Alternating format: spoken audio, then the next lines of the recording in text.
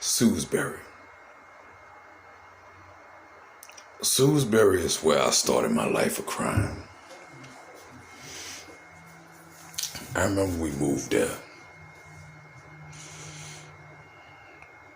First we stayed with Auntie Betty and Uncle Joe, my cousin Lisa, and Joey Dump.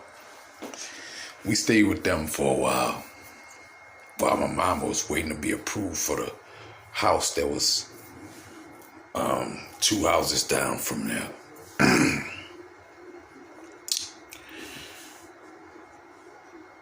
I remember cousin Lisa, while we were staying there, Bodrick was flirting with her. Lisa was like 13. She used to babysit us. Lisa told us fill up a bucket of water while Bodrick was outside the window of their trailer talking and he flirting down. And she told us that when she moved, we throw the water out the window and dump it on Bodrick. You know I was down because I'm a practical joker. So when she moved, me and my brother Ogie, we threw that water right on him. that was the beginning of Shrewsbury. But when my mama got that house, it was a little small shack, man. It had one bedroom, a kitchen, and a living room, and a bathroom. By the time you step in that motherfucker, it was so small. By the time you step in that motherfucker, you walking out the back door.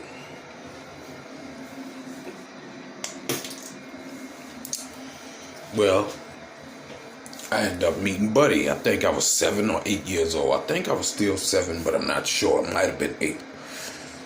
Me and Buddy, the first time we met, we was fighting. Me and him out there swinging.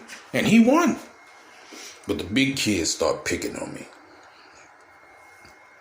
And when I say big kids, I mean 13 to 17-year-olds picking on me. I'm fucking 8 years old. Right after the fight, they talking shit, so I called my daddy. Because I know my daddy was about that business. So Pops drove from the 3rd Ward off Baron Street, and he was there in less than 10 minutes. I don't know if he ran red lights or what. But he came and he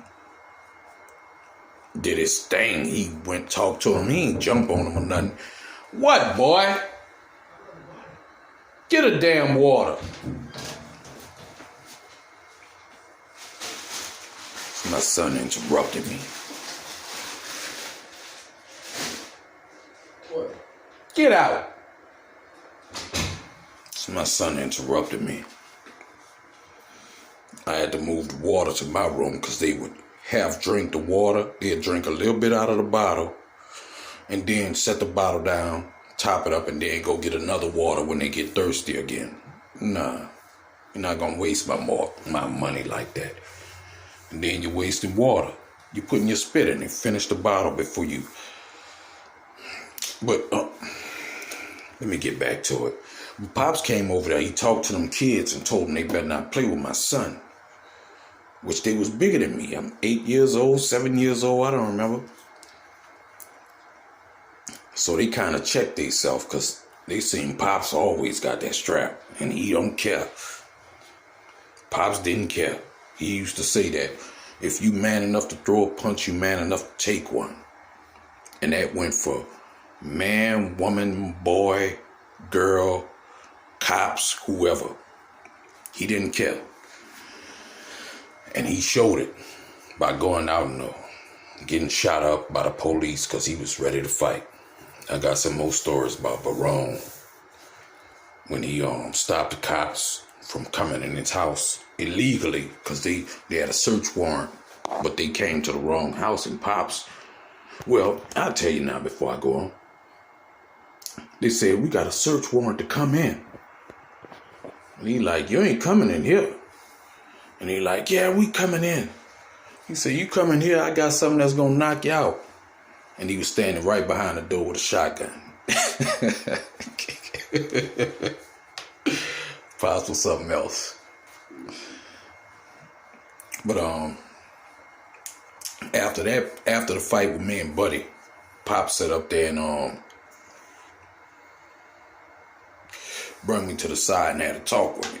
He like, if I'm not gonna come over here to fight no kids. That was children. If one of them too big for you, you pick something up. I don't care if it's a rock, a bottle, a brick. You bust them upside their head as hard as you can. And I guarantee they're going to leave you alone. I ain't never fight fair since. Unless you just caught me wrong. Like you catch me drunk, that's one thing. You catch me in my right mind, we ain't going to fight fair. I want to see some blood coming out your stomach, your chest, your head, somewhere. We gonna see some blood today. But after that, me and Buddy became the best of friends. That was my road dog. And it wasn't because I lost the fight, because I wasn't never scared of him. I won a fight against him. Me and him only fought twice. When he messed with Kianka Brooks, I jumped off the monkey bars and yeah, it was only popping when I got off the monkey bars. I had a crush on Kianka Brooks. But me and Buddy became the best of friends. And we started stealing. We'd catch turtles. Tried to catch an alligator, but shit, that mama alligator wasn't playing that shit. I don't know if it was the mama or the daddy, but it wasn't playing that shit. But we catch all kinds of turtles, frogs. We'll catch lizards and feed them to the turtles. I took a bath with turtles. One of them I put in the water too hot. That motherfucker froze up for like 3 days. He was just sitting there with all his legs out. He was in shock.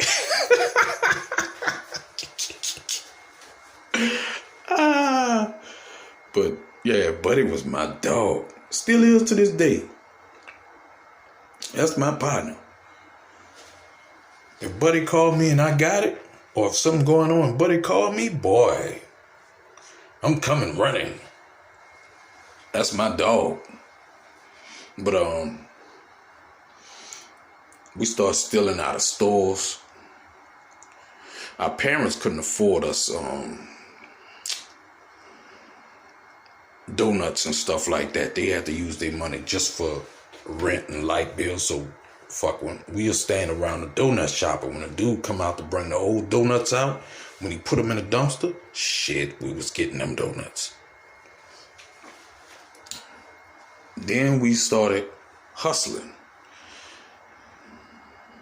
And I don't mean drugs. I mean actual hustling. We first it started off with, like, you get $1 for chores and stuff like that, or you find $1 or somebody give you $1. We'll go get $1 worth of nickels. Change that shit, get $1 worth of nickels.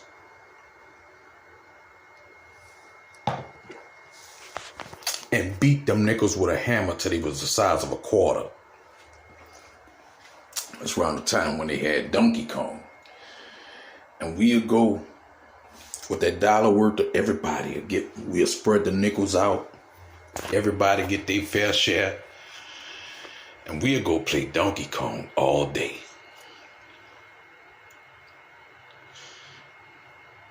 That was the beginning. Then we start stealing out of stores, stealing all the toys and stuff. What we did, we'll go in there, like Lionel's Play World. I can't think of this other place, but Kmart, stuff like that. And what we do is open a toy, stick it in our underwear, and walk out that motherfucker. They ain't catch us. One time we almost got caught, but we broke out running. And I had money. I told them, I got money, I'm gonna pay for this. But shit, we went head up and I can't remember that school, but we went head for that one. But then we graduated to stealing the silver caps off people, ties, the stems, the stem wheel steal them caps and the older dudes, because bikes was our thing. Red lines, BMX. We used to do all kinds of bikes, and we'll fix them up.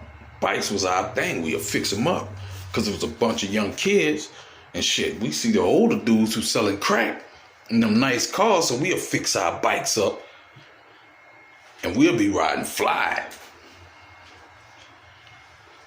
The older dudes used to look at us like them little them motherfuckers hustling. But we'll sell them to the older kids, the silver caps, and then some of the cats will set up there and get like shit like dice on the caps and all this, and we stealing all that shit. We'll sell them for $0.25, depending on how good they look. The silver was worth $0.25. We get that money, we'd be at the sweet shop. I used to like LL Cool J. I played LL Cool J. That was my favorite rapper back then. You couldn't tell me nothing about LL. When Eazy-E came out, shit, you can't tell me, man, yeah, he all right, but he ain't LL. Shit, my radio and Big and Duffer, I'm bad. But yeah, we used to set up there and we start hustling the older dudes. Then we graduated just stealing bikes, and we'll sell the pieces and parts off a bike, because there were certain things on a bike that the older dudes would like. Like if somebody, like most people had the regular chain, but then some people had the chain that was black and silver or red and silver or different colors in silver, and we'll sell them to them. We'll sell the wheelie bars and all this shit off the bike, and shit, we'll sell all kinds of shit off the bike. And we did that for years, man. We was getting toys and getting money. We wasn't getting no real money. But fuck, for 8, 9, 10-year-olds, shit, nigga, we wasn't never broke. And anything we wanted, we got. That was the beginning of my hustle. Back in Shrewsbury.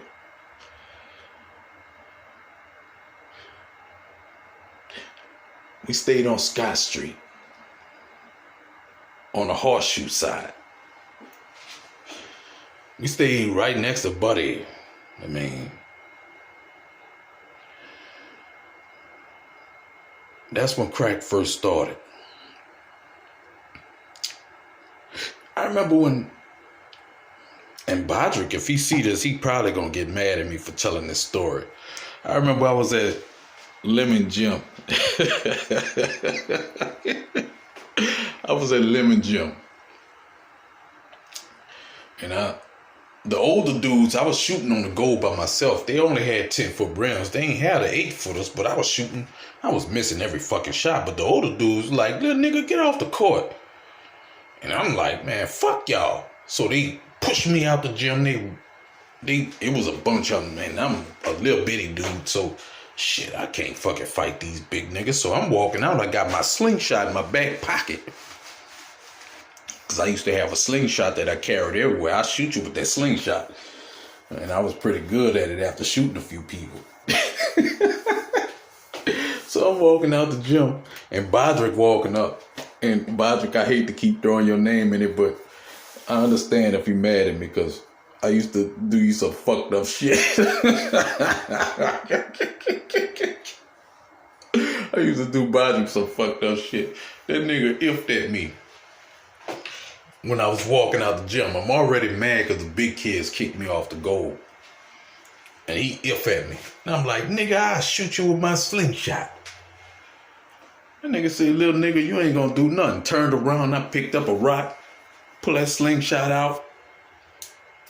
Pow! Hit that nigga in the back of his head. He had a hickey on the side, on his head, the sides of the fucking rock. While I was running, that nigga was after my ass. He wanted to fuck me up too. I just seen him on Facebook a few years ago and spoke to him, and that nigga said, little nigga, I'm gonna get you for what the fuck you did to me. Excuse my laughing, but that was a good time, man. I used to go by Grandma M back then. She used to cut up over here. I used to pull all kinds of tricks. Some of them stories that I tell you about Grandma M, that was in Shrewsbury. That's when my mama got her first car. My step-pops helped her get her first car. It was wild. God bless the dead, because Lil Morris got murdered a few years ago. They tried to murder my little brother a little earlier on some dirty shit. And he came back and let him see what he feel like. Then they finally got him on Leander's.